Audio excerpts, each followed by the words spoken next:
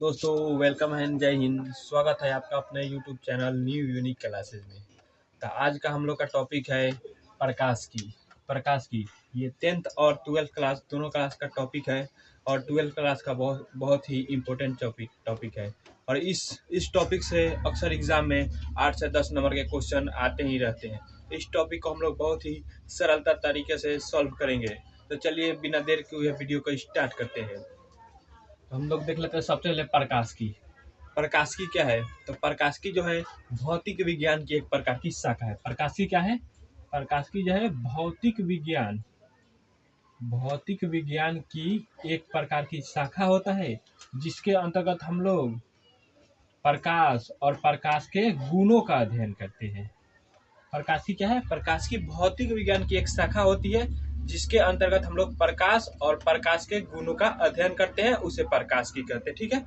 जैसे में भौतिकी क्या होता है, तो भौतिकी विज्ञान की शाखा होती है, जिसमें हम लोग प्राकृतिक में होने वाली घटनाओं का अध्ययन करते हैं।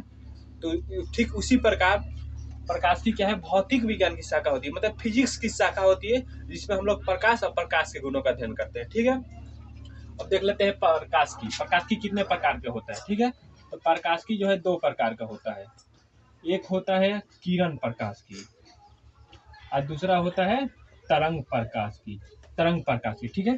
तो हम लोग एक एक कर इसका हम लोग डिफिनेशन देखते हैं, इसका परिभाषा देखते हैं कि ये होता क्या है। किरण प्रकाश की मतलब किरण प्रकाश की में ना हम लोग प्रकाश को कण माने हैं। हम लोग किरण प्रकाश की के अनुसार हम लोग जानते हैं कि प्रकाश जो है एक कण के रूप में पाया जाता है। जो हम लोग के पास प्रकाश आता है, जो प्रकाश है वो कण के रूप में पाया जाता है, उसे ही हम लोग किरण प्रकाशी कहते हैं। और ये है जो न्यूटन के कणिका सिद्धांत पर आधारित है। यह न्यूटन के कणिका किरण प्रकाश की न्यूटन के कणिका सिद्धांत पर आधारित है। तो क्वेश्चन इससे भी बनता है ऑब्जेक्टिव कि किरण प्रकाश की किस सिद्धांत पर आधारित है, तो न्यूटन के कणिका सिद्धांत पर आधारित है। ठीक है। अब देखिए हम लोग इसका अगला देखते हैं तरंग प्रकाश की मतलब इसमें प्रकाश का गमन तरंग के रूप में होता है। मतलब जब हम लोग प्रकाश को जब तरंग मानेंगे तो प्रकाश को जनरली प्रकाश का गमन जो है तरंग के रूप में ही होगा, तो इसको हम लोग तरंग प्रकाशी कहते हैं। और तरंग प्रकाश की यह हाइगेंस के द्वितीयक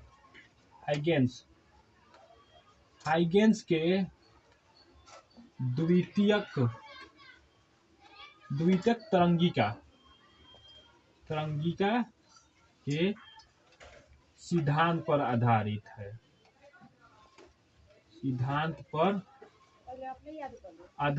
है। हाइगेंस के द्वितीयक तरंगिका के सिद्धांत पर आधारित है। ठीक है। और उसके बाद हम लोग देख लेते, हो गया ये प्रकाश की। अब हम लोग देख लेते हैं इसका जो टॉपिक है, अगला टॉपिक देख लेते हैं। जैसे में प्रकाश का द्विका चरण क्या है? प्रकाश का द्विका चरण हम लोग का कहता है आधुनिक सिद्धांत के अनुसार, मतलब आधुनिक जो अभी सिद्धांत चल रहा है, आधुनिक सिद्धांत के अनुसार प्रकाश को कण एवं तरंग दोनों के रूप में व्यवहार करता है, इसी को हम लोग प्रकाश का द्विका चरण कहते हैं। मतलब प्रकाश दोनों के रूप में व्यवहार करता है, इसी को हम लोग प्रकाश का द्विका चरण कहते हैं। ठीक है। प्रकाश यहाँ पे द्विक आचरण के अनुसार प्रकाश कण एवं तरंग दोनों के रूप में व्यवहार करता है। और इसको किसने दिया था? प्रकाश के द्विक आचरण का सिद्धांत किसने दिया था? तो इसको दिया था हम लोग का लुई डेब्रोगली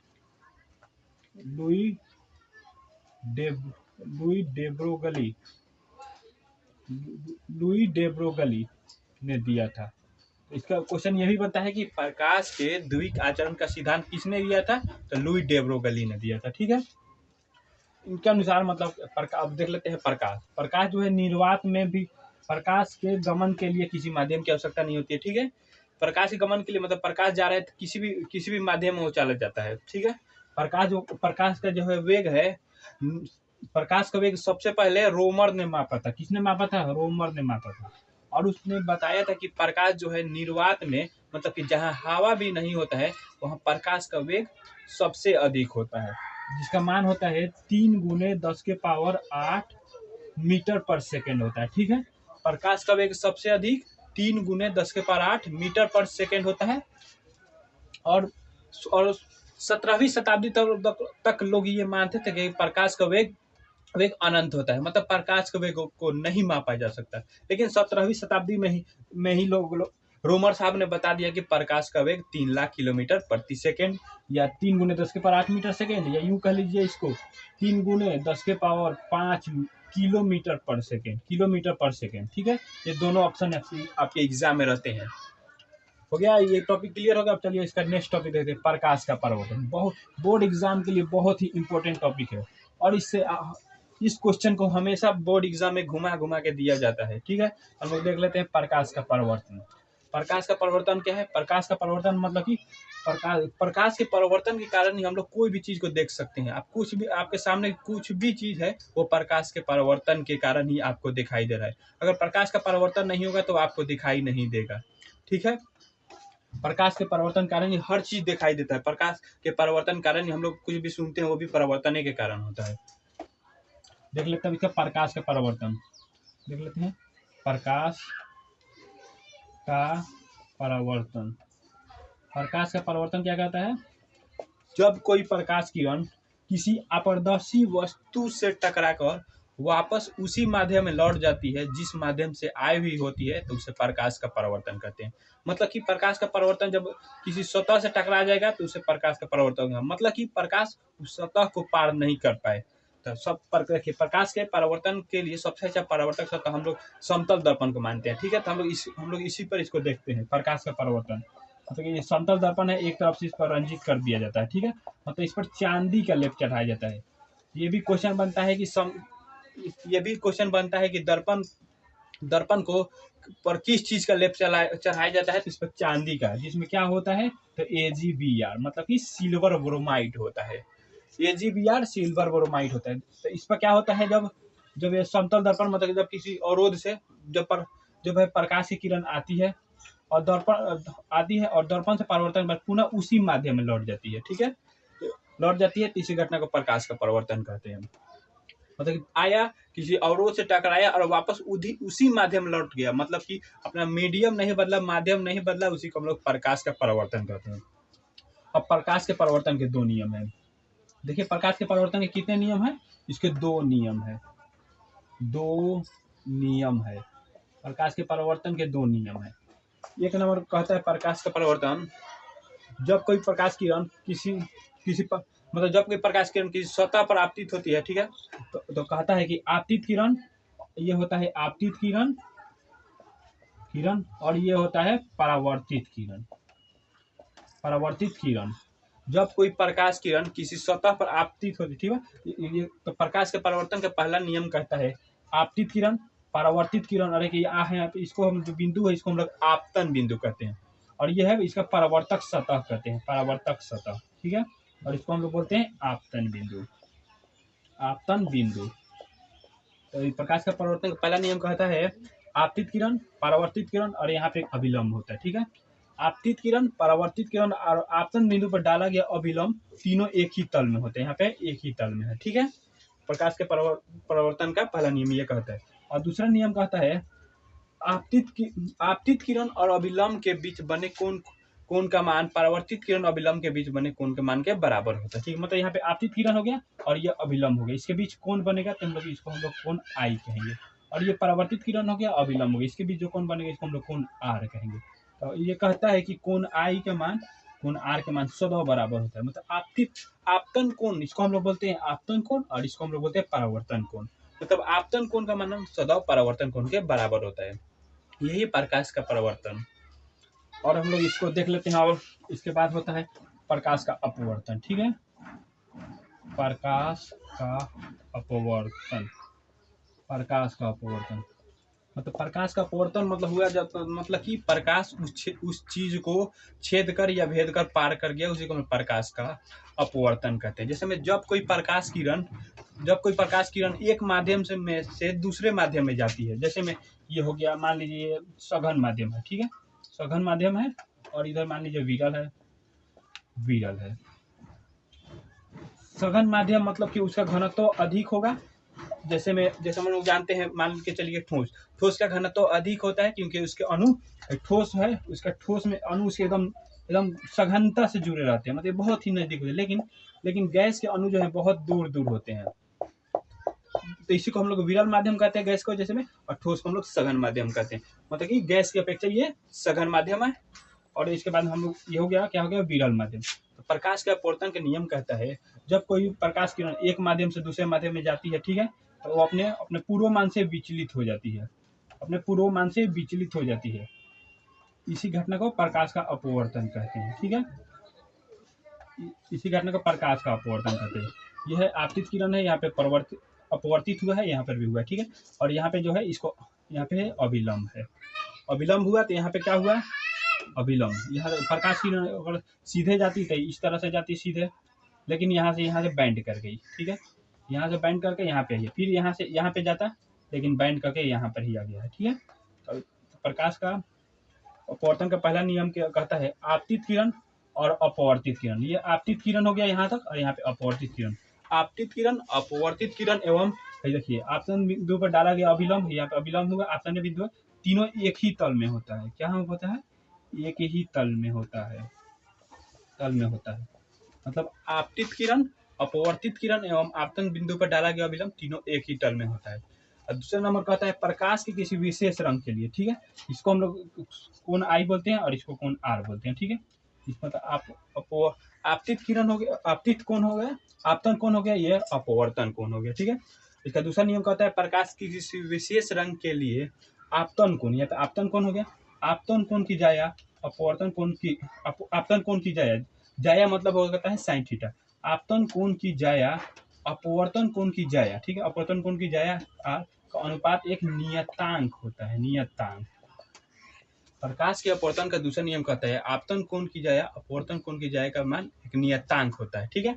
और प्रकाश के अपवर्तन के दूसरे नियम को हम लोग स्नेल का नियम भी कहते हैं। किसका नियम कहते हैं, स्नेल का, स्नेल। क्वेश्चन ये भी बनता है कि प्रकाश के अपवर्तन के दूसरे नियम को क्या कहते हैं, तो हम लोग स्नेल का नियम कहते हैं। या ये भी आता है कि प्रकाश के अपवर्तन के नियम को क्या कहते हैं, हम लोग स्नेल का नियम कहते हैं, ठीक है। और उसके बाद हम देख लेते हैं इसका दर्पण। दर्पण क्या होता है और ये कितने प्रकार का होता है और कैसे कार्य करता है, ठीक है। तो दर्पण क्या है, दर्पण वो परावर्तक सतह होता है जिसे प्रकाश का अधिक से अधिक परावर्तन होता है, ठीक है।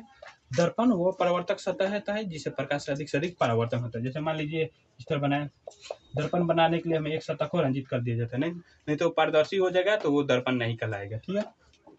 और दर्पण, सबसे पहले दर्पण देख ले, दर्पण क्या है, दर्पण वो परावर्तक सतह होता है जिससे प्रकाश से अधिक परावर्तन होता है। मतलब दर्पण हो गया, ये भी हो गया, गोलीय दर्पण भी हो गया इसे प्रकाश है तो उसका परावर्तित कर देगा, किधर में न किधर परावर्तित कर देगा, मतलब उसको अपने से पार नहीं होने देगा और अपने अंदर सोखेगा नहीं, उसको दर्पण कहते हैं, ठीक है। अब देख लेते हैं दर्पण। अब दर्पण दो प्रकार का होता है। एक नंबर होता है समतल दर्पण, जिसको हम लोग अंग्रेजी में प्लेन मिरर बोलते हैं, प्लेन मिरर, जिसको हम लोग अंग्रेजी में प्लेन मिरर बोलते हैं। और दूसरा होता है गोलीय दर्पण, गोलीय दर्पण, जिसको हम लोग बोलते हैं स्फेरिकल मिरर, स्फेरिकल मिरर, ठीक है। तो हम लोग सबसे पहले देख लेते हैं समतल दर्पण क्या है। समतल दर्पण जिसको, उस दर्पण को बोलते हैं जिसका परावर्तक सतह समतल होता है। जैसे मैं देखिए एकदम ये प्लेन है, इसका एक तरफ से चांदी के लेप चढ़ा दिए हैं AGBR, ये क्या हो गया, समतल दर्पण होता है, इससे प्रकाश आएगा और चला जाएगा, ठीक है। ये समतल दर्पण हो गया, मतलब इसका परावर्तक सतह, देखिए परावर्तक सतह है एकदम समतल है, एकदम बराबर है, उसका समतल दर्पण कहते हैं। और उसके बाद देख लेते हैं हम लोग का गोलीय दर्पण। गोलीय दर्पण क्या है, एक गोलीय दर्पण क्या होता है, गोलीय दर्पण एक गोले का भाग होता है जिसका एक सतह को एक तरफ से रंजित कर दीजिए। जैसे देखिए ये हो गया गोला, ठीक है, ये हो गया गोला। गोलीय दर्पण मतलब किसी गोले का भाग, मान लीजिए गोला हो गया, हम इसका आधा भाग ले लेते हैं, मान के चलिए ये ले लेते हैं, गोला हो गया, इसको बीच से हम काट दिए, इस भाग ले लिए। अगर हम इसको गोलीय दर्पण के धंसे हुए भाग को हम रंजित कर देते हैं तो हमें उत्तल दर्पण प्राप्त होता है। कौन सा दर्पण, उत्तल दर्पण प्राप्त होता है, जिसको हम लोग कॉन्वेक्स लेंस, कॉन्वेक्स मिरर बोलते हैं, ठीक है, कॉन्वेक्स मिरर, उत्तल दर्पण प्राप्त होता है जिसको हम लोग कॉन्वेक्स मिरर बोलते हैं। मतलब कि कॉन्वेक्स मिरर मतलब उत्तल दर्पण। इसका हम लोग डिफिनेशन इस प्रकार भी कर सकते हैं, एक ऐसा दर्पण जिसका परावर्तक सतह उभरा हुआ हो उसे उत्तल दर्पण कहते हैं। मतलब ये हो गया, इसका परावर्तक सतह हुआ, अंदर से जब रंजित कर दिए तो इसका परावर्तक सतह, इसका उभरा हुआ है कि नहीं, यहाँ पे उभरा हुआ है, यहाँ पे इसका परावर्तक सतह उभरा हुआ है, तो इसको हम लोग बोलते हैं उत्तल दर्पण, ठीक है। और अगर हम दो भाग काटे हैं और इस भाग को अगर हम बाहर से अगर रंजित कर दे, मतलब बाहर से कलई कर दे, तो ये अंदर वाला भाग हो गया जो परावर्तक सतह धंसा हुआ है, ये मिला हमें, तो हम लोग उसको बोलते हैं अवतल दर्पण। अवतल दर्पण मतलब कि एक ऐसा दर्पण जिसका परावर्तक सतह धंसा हुआ उसे अवतल दर्पण कहते हैं, या जिसके उभरे हुए सतह को कलई कर दिया गया हो, मतलब यहाँ पे उभरा हुआ सतह इस तरह इसके कलई कर दिया गया हो, इसे अवतल दर्पण कहते हैं। और यहाँ पे इसका परावर्तक सतह जब प्रकाश किरण इधर आएगा तो इस तरह चला जाएगा, ठीक है। अब हम लोग इसका हो गया, इसके बाद में हम लोग देख लेते हैं प्रतिबिंब। प्रतिबिंब क्या होता है? प्रतिबिंब कहता है कि प्रतिबिंब, इसको हम लोग इंग्लिश में बोलते हैं इमेज। इमेज प्रतिबिंब क्या है? प्रतिबिंब कहता है किसी वस्तु से आने वाली प्रकाश किरणें दर्पण से परावर्तन के बाद जिस बिंदु पर मिलती है या मिलती हुई प्रतीत होती है उसे प्रतिबिंब बोलते हैं, ठीक है। मतलब जब कोई प्रकाश किरण आता है, जब मान लीजिए ये हो गया, मतलब इस तरह आता है, तो दर्पण जब परावर्तन होता है, दर्पण से परावर्तन होता है तो उसी को हम लोग प्रतिबिंब कहते हैं। तो दर्पण से परावर्तन होगा या परावर्तन होता हुआ प्रतीत होगा, उसको हम लोग प्रतिबिंब बोलते हैं, ठीक है। और प्रतिबिंब हम लोग का होता है दो प्रकार का होता है, एक होता है वास्तविक प्रतिबिंब, वास्तविक प्रतिबिंब, वास्तविक प्रतिबिंब जिसको हम लोग रियल इमेज बोलते हैं, और दूसरा होता है काल्पनिक प्रतिबिंब, काल्पनिक प्रतिबिंब जिसको हम लोग वर्चुअल इमेज बोलते हैं। वर्चुअल इमेज इमेज होता है और इसको हम लोग रियल इमेज, वर्चुअल इमेज या आभासी इमेज। तो वास्तविक प्रतिबिंब कहता है जब किसी मतलब किसी वस्तु से आने वाली प्रकाश किरण दर्पण से परावर्तन के बाद जिस बिंदु पर मिलती है उसे वास्तविक प्रतिबिंब कहते हैं, और जिस बिंदु पर मिलती हुई प्रतीत होती है उसे काल्पनिक प्रतिबिंब कहते हैं। जैसे हम देख लेते हैं, यहाँ पे होगा दर्पण, दर्पण हो गया, और यहाँ पे दर्पण के मध्य बिंदु में दर्पण का ध्रुव होता है जिसको हम लोग पी बोलते हैं, पोल, और इसके कुछ दूरी पर फोकस होता है, फोकस के दुगुनी पर 2f मतलब कि R3 वक्रता केंद्र होता है, C होता है, ठीक है। इसमें जब वस्तु को हम लोग अनंत पर रखते हैं, उत्तल दर्पण के सामने जब वस्तु को अनंत पर रखते हैं तो उसका प्रतिबिंब फोकस पर बनता है, ठीक है। तो यहाँ पे क्या हुआ, वास्तविक प्रतिबिंब बना, मतलब कि प्रतिबिंब जो है हम लोग का प्रकाश किरण परावर्तन के बाद एक बिंदु पर मिल रहा है, मतलब मिल रहा है उसको, तो हम लोग वास्तविक प्रतिबिंब बनते हैं, ठीक है। लेकिन यही है जब हम लोग वस्तु को ध्रुव और यहाँ पे एक फोकस, यहाँ पे वक्रता केंद्र के बीच रखते हैं, ठीक है, तो उसका प्रतिबिंब जो है आभासी रूप में मिलाने पर प्राप्त होता है, मतलब कि कहीं भी प्रतिबिंब बनेगा उसको हम लोग मिलाते हैं। जैसे यहाँ पे आया, दर्पण से परिवर्तन हुआ तो इधर चला गया, और ये आया इधर चला गया, और इधर से इधर चला गया, और यहाँ से दूरी बढ़ती जाए, लेकिन यहाँ पे हम लोग इसको इस तरह मिलाते हैं, डॉट करते हैं, तो मतलब कहीं भी काट रहा होगा अनंत पर, मतलब कहीं भी काट रहा होगा तो वहाँ पे आभासी प्रतिबिंब, क्योंकि यहाँ पे इस तरह से जाएगा तो रेखा दूर बढ़ते जाएगा, लेकिन पीछे आएगा तो सटेगा कहीं ना कहीं, तो वहाँ पे आभासी प्रतिबिंब बनेगा। तो इसी को कहते हैं कि दर्पण से परावर्तन के बाद जिस बिंदु पर ये मिलती है, ये मिलती हुई प्रतीत होती है उसे आभासी प्रतिबिंब कहते हैं, और जिस बिंदु मिलती है उसे वास्तविक प्रतिबिंब कहते हैं, ठीक है। अब है प्रकाश। प्रकाश क्या है? What is light? प्रकाश क्या है? प्रकाश जिसको हम लोग बोलते हैं प्रकाश को लाइट। तो प्रकाश क्या है? प्रकाश ऊर्जा का एक रूप है। प्रकाश क्या है? प्रकाश ऊर्जा का एक रूप है जिसके कारण हम लोग वस्तु को देख सकते हैं। प्रकाश ऊर्जा है, मतलब कि ऊर्जा का काम ही, ऊर्जा के द्वारा ही हम कुछ चीज करते हैं। ऊर्जा अनेकों प्रकार का होता है, स्थितिज ऊर्जा, गतिज ऊर्जा, ये सब सारे ऊर्जा ही है। तो प्रकाश के ऊर्जा के कारण ही हम लोग कोई कार्य करते हैं, ठीक है। तो प्रकाश क्या है? प्रकाश ऊर्जा का ही एक रूप है जिसके कारण हम लोग वस्तु को देख पाते हैं, ठीक है। प्रकाश को हम लोग नहीं देख पाते, कोई भी आदमी प्रकाश को नहीं देख सकता है। प्रकाश के परावर्तन होता है जब किसी वस्तु पर, तो हम लोग वस्तु को देख पाते हैं, लेकिन हम लोग प्रकाश को नहीं देख सकते हैं, ठीक है। तो प्रकाश क्या है? प्रकाश ऊर्जा का एक रूप है जिसके कारण हम वस्तु को देख पाते हैं, और प्रकाश स्वयं अदृश्य है। प्रकाश कैसा है स्वयं? तो अदृश्य। प्रकाश स्वयं अदृश्य होता है, ठीक है। अब हम लोग देख लेते हैं प्रकाश स्रोत। प्रकाश का स्रोत, प्रकाश का स्रोत मतलब कि जिस सोर्स ऑफ लाइट, सोर्स इसको अंग्रेजी में लिख लेते हैं सोर्स ऑफ लाइट। प्रकाश का स्रोत क्या है? मतलब प्रकाश का स्रोत मतलब जिस वस्तु से प्रकाश निकलता है उसे प्रकाश का स्रोत कहते हैं, ठीक है। प्रकाश का स्रोत जैसे हम लोग का हो गया, सूर्य से निकलता है प्रकाश, बल्ब हो गया, लालटेन हो गया, ये सभी प्रकाश के स्रोत है। तो जिस वस्तु से प्रकाश निकलता है उसे प्रकाश का स्रोत कहते हैं, सोर्स ऑफ लाइट कहते हैं, ठीक है। और प्रकाश का स्रोत तो अनेकों प्रकार, जैसे प्राकृतिक स्रोत होता है, एक मानव निर्मित स्रोत होता है। प्राकृतिक स्रोत मतलब वैसे वस्तु जो स्वयं प्रकाश उत्पन्न करती है, जैसे प्राकृतिक का प्रकाश स्रोत कहते हैं, जैसे सूर्य हो गया, सूर्य हो गया, हम लोग का तारा हो गया, वो स्वयं प्रकाश देता ही रहता है, देखता ही रहता है नाभिकीय संलयन द्वारा, तो द्वारा उसी को हम लोग प्रकाश का स्रोत, उसे प्राकृतिक प्रकाश बन गया। और मानव निर्मित प्रकाश स्रोत मतलब जिसका निर्माण हम लोगों ने खुद किया, उसे मानव निर्मित प्रकाश का स्रोत का, जैसे में बल्ब हो गया, ललटेन हो गया, हम लोग जो फ्लैश मोबाइल में यूज करते हैं वो हो गया, कुछ भी चीज जो हमें प्रकाश देता है, टॉर्च हो गया, लैंप हो गया, ये सभी हम लोग का मानव निर्मित प्रकाश का स्रोत है। तो आज के वीडियो में लेक्चर में बस इतना ही रहने देते हैं।